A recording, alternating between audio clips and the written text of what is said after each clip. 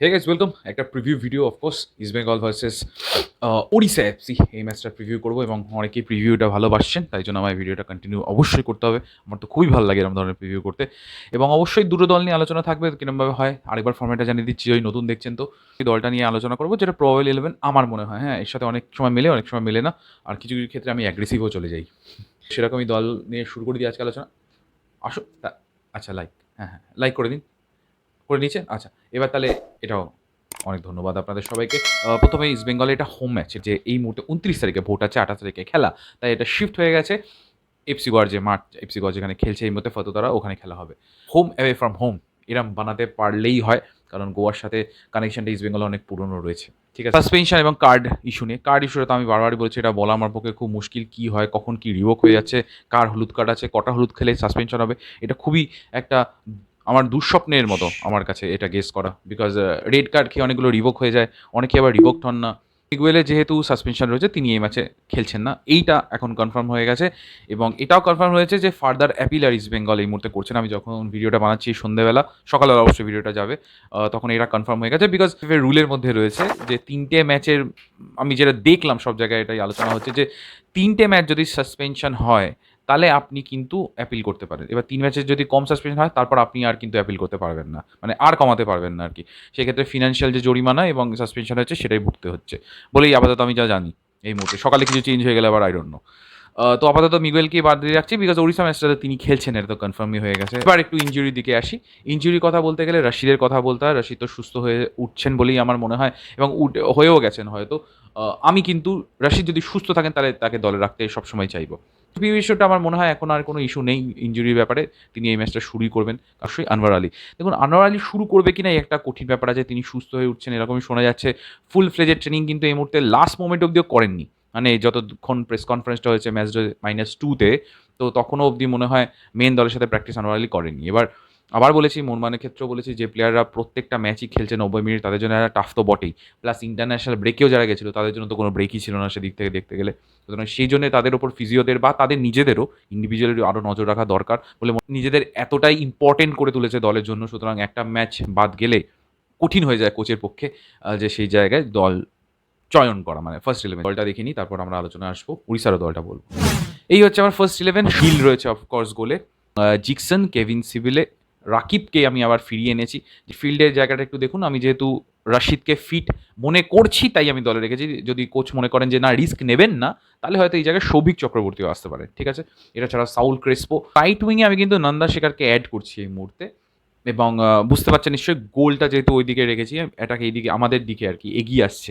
নন্দা কুমারকে আমি এই জন্যই রেখেছি, বিকজ এই প্লেয়ারটাকে আমার দেখে মনে হচ্ছে এবার এই সিস্টেমের সাথে অ্যাডজাস্ট করে নিতে পারবেন তিনি, তাই জন্য রেখেছি। আপনারা দ্বিমত পোষণ অবশ্যই করতে পারেন, কমেন্টে বলতে পারেন এই জায়গায় কে বেটার অপশন হবে।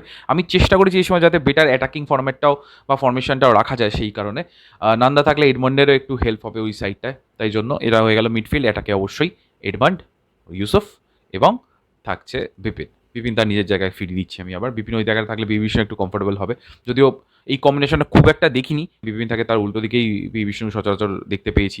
জিনিসও হতে পারে উইচ ইজ 4টে ডিফেন্সও হতে পারে। ঠিক আছে, মানে সেক্ষেত্রে কি জয় গুপ্তার ইনক্লুশন হতে পারে কিনা, বাট অস্কারকে আমি খুব একটা ইউজ করতে দেখি না জয় গুপ্তাকে প্রথম থেকে, তাই জন্য আমি যারা ম্যাচ টাইম মোটামুটি বেশি পেয়েছে তাদেরকেই আমি এই মুহূর্তে, বা রিসেন্ট যে কয়েকটা ফার্স্ট 11 দেখলাম সেই অনুযায়ী আমি দলটা রাখার চেষ্টা করি। আপনারা অবশ্যই আপনাদের দল বলবেন। ওড়িশা এফসি দলটা আমরা একবার দেখে নিই, 11-এর সাথে বা বেশ কটা ম্যাচের সাথে ট্যালি করে এই জিনিসটা দিয়ে দিয়েছি। এবার এইটাও হচ্ছে দুটো দল আমি মোটামুটি বলে দিলাম। সাসপেনশন ইনজুরিও একবারে বলে দিই ওড়িশা এফসি, এটা আপাতত খুব একটা খবর নেই। রাহুল কেপি কতটা ফিট হয়ে গেছেন আই এম নট শিওর এই মুহূর্তে। যদি ফিট থাকেন তাহলে স্কোয়াডে ফিরবেন, যদি খুবই ফিট মানে একদম ম্যাচ ফিট থাকেন তাহলে তো ডেফিনেটলি তাকে ইউজ করা যেতে পারে, তাহলে রহিম আলী একটু হেল্প পায় আর কি। এবার একটু লিগ টেবিলটা দেখে নিতে চাইবো, সেটা একবার দেখে নিন এই মুহূর্তে। হ্যাঁ, গুরুত্বপূর্ণ একটা ম্যাচ ছিল, সেটা হচ্ছে বেঙ্গালুরু মুম্বাই, ওরা ড্র করেছে এই মুহূর্তে 0-0 ড্র করেছে। দারুণ ডিফেন্সিভ খেলা দেখেছি, ব্যাস ওটাই, আর কিছু নয়।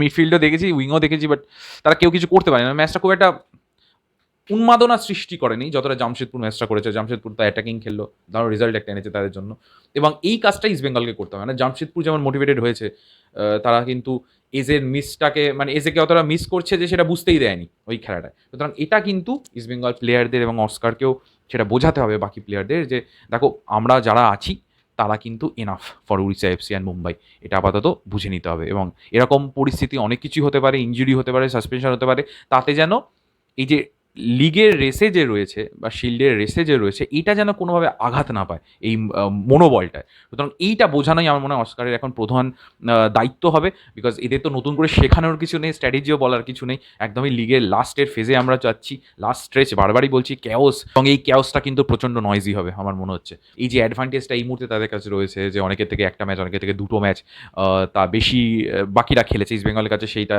রয়েছে অ্যাডভান্টেজটা। এটা কিন্তু ভালোভাবে ভরপুর কাজে লাগাতে হবে ইস্ট বেঙ্গলকে। এটা দুটো দলই খেলবে, উড়িষ্যা হতে পারে এই মুহূর্তে লিগ টেবিলে খুব একটা ভালো জায়গায় নেই, বাট আমার মনে হয় অপোনেন্টকে সমীহ করেই চড়ছেন এই মুহূর্তে অস্কার ব্রুজো, সেটা তার প্রেস কনফারেন্সেও বোঝা গেছে। এবং আমিও এটা তার সাথে একদম সম্পূর্ণ একমত। যে এই মুহূর্তে রিসোর্স আছে উড়িষ্যার কাছে সেই অনুযায়ী কিন্তু তারা বেশ ভালো খেলছে। কিছু কিছু ইন্ডিভিজুয়াল রয়েছে তারা কিন্তু বক্সের ধারে কাছে এলে বেশ একটা সুযোগ তৈরি করতে পারেন। তারা একটা নাম হতে পারে ভিভি শোয়েব, আর একটা নাম রহিম আলী। এরা কিন্তু খুব ভালো এই মুহূর্তে ফর্মে রয়েছে এই দুজন, ঠিক আছে। এবার বাকিদের কম্বিনেশন প্লেয়ের ওপর ডিপেন্ড করছে উড়িষ্যা সেদিনকে কী করবে। এবার সেই কানেকশানটা বা সেই ওই পাসিং যে চান্সেসগুলো যদি ইস্টবেঙ্গল আটকাতে পারে, মিডফিল্ডে হোক বা ডিফেন্সিভ লাইনে হোক, সেই শটগুলো যদি ব্লক করতে পারে, তাহলে আমার মনে হয় কিন্তু উড়িষ্যা খুব একটা প্রেশার ক্রিয়েট করতে পারবে না ইস্টবেঙ্গলের কাছে। কারণ উড়িষ্যা এফসিও জানে ইস্টবেঙ্গলের সাথে তাদের খেলা এবং তারা কীরমভাবে ট্রানজিশনে ওঠে, প্লাস ওয়ান টাচ যে পাসগুলো খেলে সেগুলোতে কত ভয়ঙ্কর ইস্টবেঙ্গল, সেটা উড়িষ্যা কিন্তু জানে। সুতরাং খুব যে অ্যাটাকে উঠবে ফার্স্ট থেকে, এটা কিন্তু একদমই নয়, এটা ভাবাটাই ভুল হবে। কারণ এই মোমেন্টে কোনো দলকেই ছাড়া যাবে না, কে কেমন খেলছে মানে কোনো ধরনের কোনো চান্সই কিন্তু এক্সট্রা দেওয়া যাবে না বা ফাঁক ফোকর দেওয়া যাবে না। সেক্ষেত্রে কেভিন সিভিলে নিশ্চয়ই একটা লিডারের ভূমিকা রাখবেন এই মুহূর্তে। রাশিদ যদি খেলে তাহলে তো মিডফিল্ড নিয়ে চিন্তাই থাকবে না। সাউল ক্রেসপো, তাকে কিন্তু যে ফর্মে আছে সেটাই কন্টিনিউ করতে হবে। This is the way, this is যে দল পৌঁছে গেছে অলরেডি, যেমন বলছিলাম শুরুতে, একটা পুরো দিন পাবে তারা, রিকভারি আজকে রাত থেকেই শুরু হয়ে যাবে। যে জার্নিটা ছিল সেটা থেকে সকালবেলা মনে হয় হালকা ট্রেনিং হবে, কিছু ড্রিল হবে হয়তো সন্ধ্যাবেলার দিকে, সেটা যেমন থাকবে সেটা আমি এক্স্যাক্টলি জানি না, আমি নিজের মনের মতো করে বললাম। বাট দেখুন, যেহেতু ইনজুরি বা সাসপেনশনের ব্যাপার আছে, এক্সপেরিমেন্ট হতেও পারে, মানে দের ইজ এ চান্স। সুতরাং দেখা যাক অস্কার ব্রুজন কী করেন। আজকে যেহেতু ম্যাচ নেই, আজকে মানে যেহেতু সকালে ভিডিওটা আসবে, লাইভে আলোচনা করবো একটু প্রিভিউ নিয়ে, ঠিক আছে। কিন্তু বাই।